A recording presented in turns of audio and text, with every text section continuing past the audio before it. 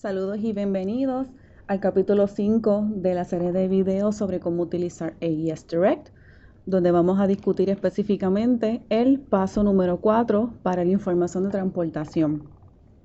Cuando vayan al paso número 4, van a ver que van a ingresar la información de transportación y se les pide que completen 3 encasillados. El primer encasillado que van a encontrar es para el código del transportista SCAC IATA.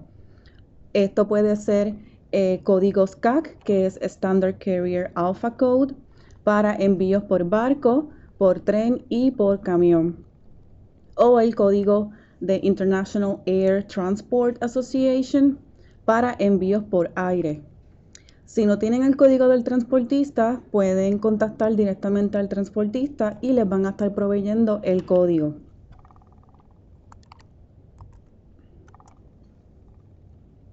Luego tenemos el nombre del barco o el nombre del transportista. El nombre del barco va a ser reportado para envíos por barco, y si tienen un envío por tren, camión o aire, van a reportar el nombre del transportista. En este caso tenemos un envío que va a ser transportado por barco, así que vamos a ingresar el nombre del barco. Luego tenemos el encasillado para el número de referencia de transporte, Transportation Reference Number. Este es un elemento o encasillado que es requerido para envíos por barco y va a ser el Booking Number o el número de reservación que se hizo para el envío por barco. Si tienen un envío por aire, por camión o por tren, este encasillado va a ser opcional. Como tenemos un envío por barco, vamos entonces a ingresar el número de reservación.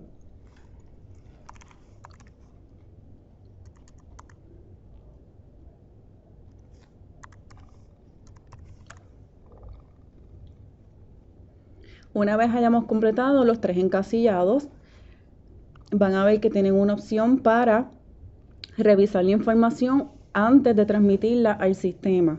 Para esto van a utilizar Print View. Y como pueden ver, les permite revisar una última vez toda la información que han ingresado en los distintos pasos para asegurarse que no hay ningún error antes de transmitirla al sistema. Para volver entonces seleccionamos Close. Ya cuando estemos listos para enviar la información de exportación electrónica, vamos a seleccionar Submit Filing para transmitir la información.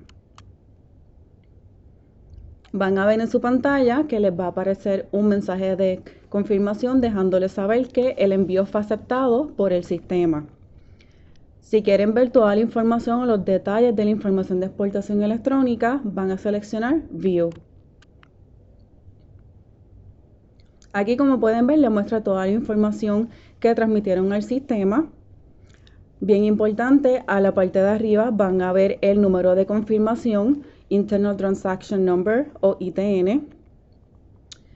Como pueden ver, este número empieza con la letra X, seguido de la fecha de aceptación del envío en el sistema y 6 números al azar que son generados por el sistema. También van a tener la oportunidad de revisar una vez más toda la información. Si encuentran un error en la información y tienen que hacer un cambio, pueden utilizar la opción de Amend para realizar un cambio. Si no hay ningún error y van a imprimir la información de exportación electrónica, van a seleccionar Imprimir, Print. O entonces, si desean regresar al historial de envíos, Shipment Manager, pueden seleccionar Close. Esto concluye el capítulo 5 de la serie de videos de AES Direct. Ahora pasaremos al capítulo 6, donde discutiremos cómo realizar cambios y cancelar envíos.